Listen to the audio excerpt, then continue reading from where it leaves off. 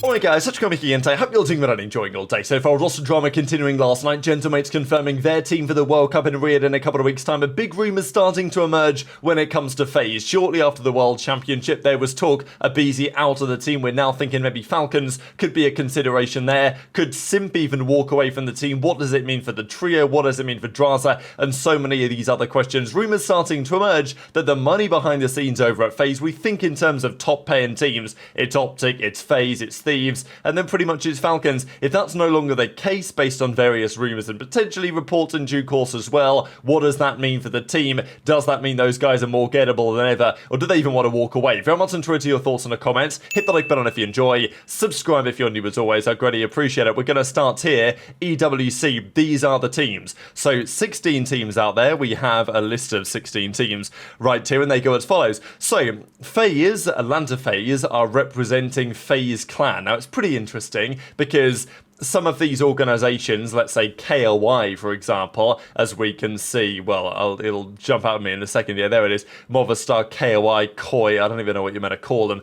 That's Toronto, right? They're owned by the same people. Now, there are some organizations that have their slot in EWC as a partnered team.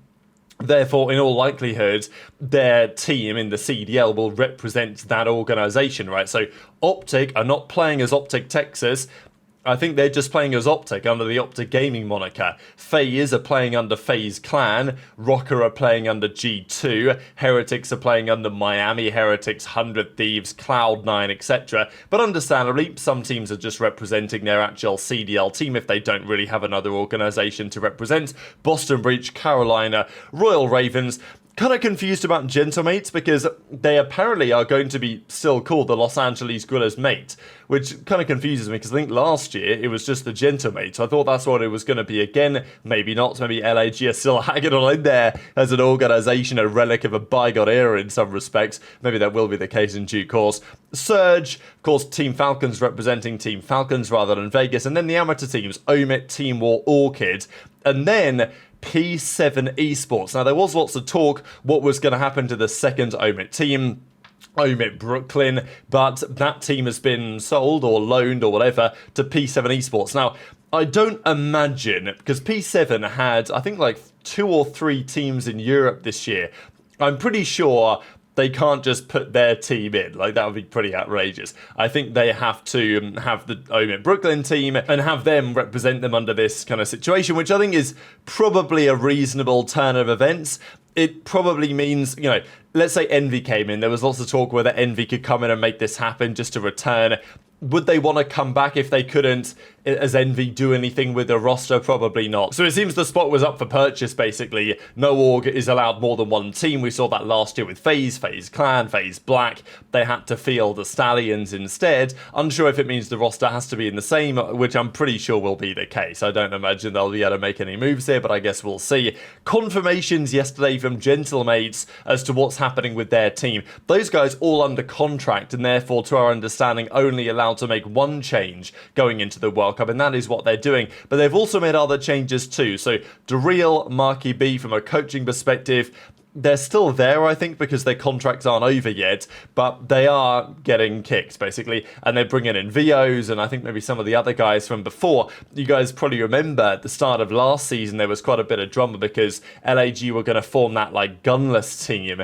Then they brought in VOs, and then he went down a different route, and they formed what was, you know, similar enough to a friendship team, but it actually worked out pretty damn well. DiamondCon, etc., making some noise, and looks like DiamondCon is back because FeLo is gone, and as he says, not going to be attending the World Cup with Gentlemates. I'm a restricted free agent until after EWC. Now, I don't exactly, now he is, of course, under contract. My understanding is, we talked about the news yesterday that Beans is coming into Team Orchid instead of Henry. My understanding is that Henry's still going to get his 5 racks as if he was to attend and place last. So I don't know if like there's something similar here for FeLo. Of course, he is contracted maybe in a different way, but yeah, the idea of getting dropped in any capacity before the World Cup is pretty tough because, as I say, if you turn up and you win 0 maps, you still make 5 grand. So yeah, as FeLo says, not going to be attending EWC, restricted free agent until afterwards. So he says, my contract expires after EWC, open to talk and explore options. So he just wanted to make that very clear. They're like, yeah, he's restricted for a couple of weeks, so if you want conversations now, then you've got to pay for him.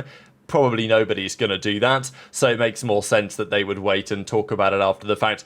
Where does FeLo go from here? It's an interesting question. Is he going to run the same playbook as before, go down to challenges, field a team of youngsters, you know, build up those guys, they get signed to the league? We've seen it a million times before, maybe it'll happen again. But wishing FeLo the best, and DiamondCon is officially in. So, yeah, he's going to be playing with Gentlemate, LAG mate or whatever, for the World Cup. With that change, we've seen him on the organisation before, that's how it's going to be. So DiamondCon's coming in on loan because he was on Team War, and therefore because Team War, who qualified for EWC anyway, they need a replacement, they bring in a Neum instead. So it's all a bit of a mess over the last couple of days, but FeLo's gone, DiamondCon's in, Team War making a change. It's not exactly a one-for-one swap, which would be pretty doubtful anyway, so that's what's going on over there. There was a bit of drama I wanted to share too with regard to Maven. So Maven, after the tournament, he made his thoughts pretty clear on the importance of the Esports World Cup, and we know that Maven, he certainly has his opinions, right? He, back in the day, was a big fan of Formal, as we know. Nowadays, he's a big fan of Simp and the guys on FaZe, and maybe that's totally okay. But, you know, he gives his opinions, and some people think that he goes too far on occasions. And so, I don't know. I think what's happened over the last couple of days is pretty interesting. Maven's certainly been talking a lot, and people haven't been all that happy with what he's had to say. Was there a bit of a witch hunt yesterday, I thought, against Maven, given, you know, some of the clips that were going around, people weren't really watching them. I'm sure, like, he's been getting loads of messages and stuff. Probably not, like, especially pretty. Does he deserve to get criticised? Maybe, intrigued to your perspective. He was giving thoughts on all sorts of topics. I did want to share a couple of, like, kind of moments in this. There was some discussion about it, exactly which side of the fence people fall on here, but he was talking about Huke. He did clarify that this is part of a talk about how amazing the turnaround has been. Some people weren't so happy about the way that he went about his explanation, and he says, look, at the end of the day, whatever you think about these clips and your opinion on Maven and his perspective, it's good that the fans are passionate. So I think that's the bottom line. Huke's it's hard to like trust anything.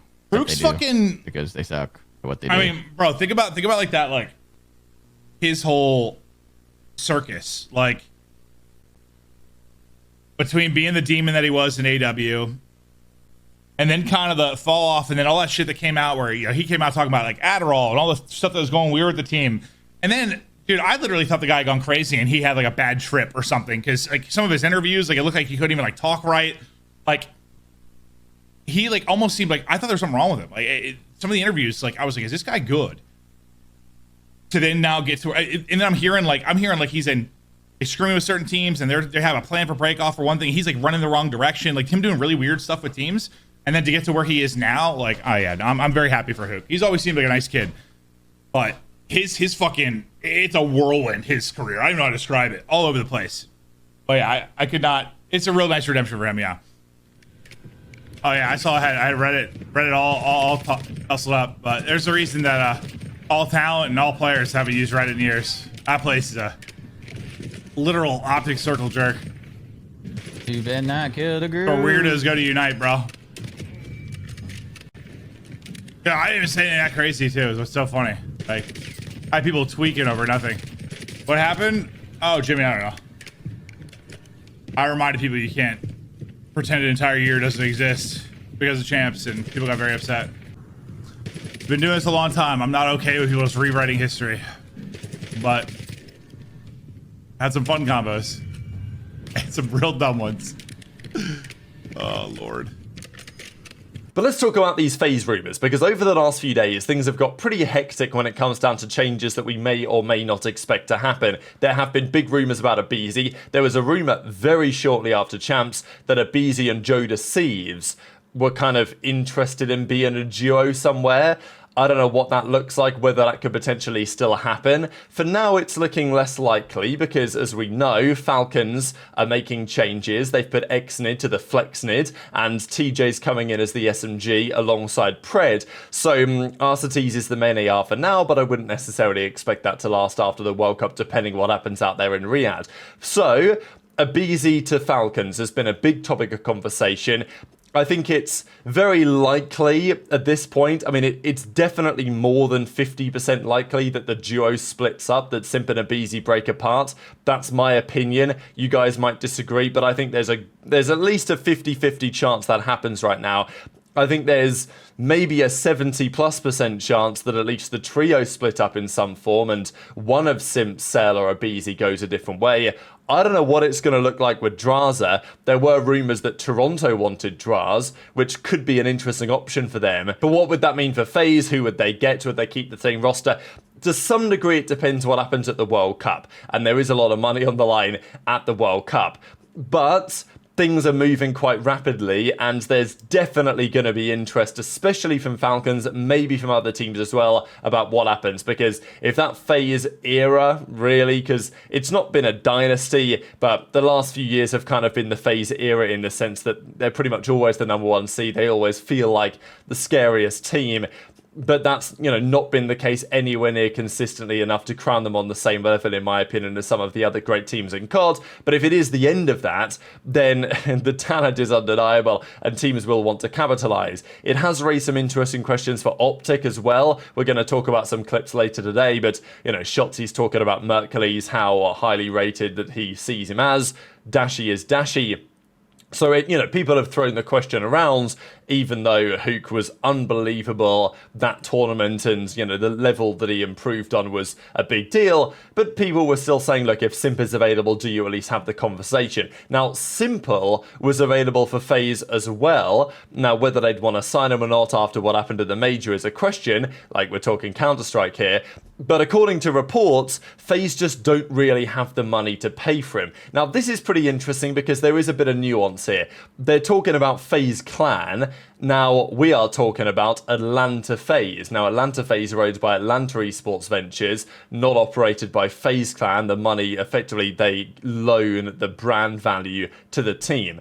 My understanding is, if FaZe Clan are broke, Atlanta Esports Ventures aren't far behind, or at least they're in a similar kind of ballpark. So I don't really know what this looks like for FaZe going forwards, but just what I will say is that, to my understanding, FaZe, from a financial perspective, and I do mean Atlanta Esports Ventures and the Atlanta FaZe team specifically, are not on the same playing field as some of their rivals right now in the league. We know that in the past, FaZe have won championships, like the World Championship, I think in 21, and then in 22 they were asked to take pay cuts, and they did to stick together, and I think that's happened, of course, to other teams as well. But my understanding is that FaZe just don't have the spending power in the market that they used to. Not to say that the guys on FaZe currently aren't getting well compensated, because I'm sure that they are. The point is, if it comes to a bidding war, if it comes to a situation where someone wants an Atlanta FaZe player to their team, they are, I think, going to have that conversation. It's not a matter of saying, oh, we're FaZe, we've got all the money, it doesn't matter. That's not how it is, probably for various esports factors, to be honest.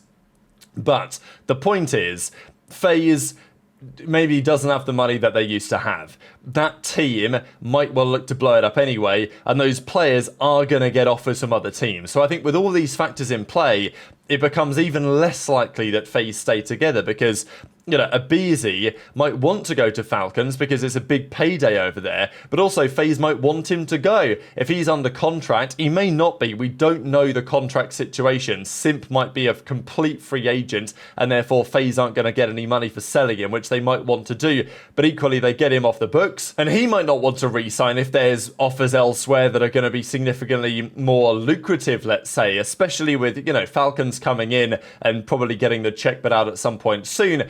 Talk about maybe other Saudi organizations getting in as well. There's going to be something of a bidding war, I think, for these players if the team does blow it up after the Esports World Cup. And if they do, then what does that mean? Could FaZe compete in that type of bidding war scenario? Or would it be destined that at least one of the FaZe guys is going to go somewhere else? And even if one of the FaZe guys goes somewhere else, it raises serious questions as to what next for really the entire league and the ripple and trickle down effect that may potentially have. So very much on Twitter, your thoughts in the comments. Just a couple of final things. As Pred says, happy birthday to my brother. You think you're the GOAT now after that champs win? I created a monster, he says. I thought it was pretty funny to see, these two on stage stage last year, and then of course this year, Shotzzy was on stage given the hype basically on his own. But yeah, he says, still terrible, nothing but love. And as Shotzzy that replies, thanks AG, you're terrible, mate. So, you know, we could get the yours right, like, please. Just to use the appropriate version of your, it would really make my day. But very much enjoyed your thoughts on all of this stuff in the comment section below. Hit the like button if you enjoyed, subscribe if you're new, take care,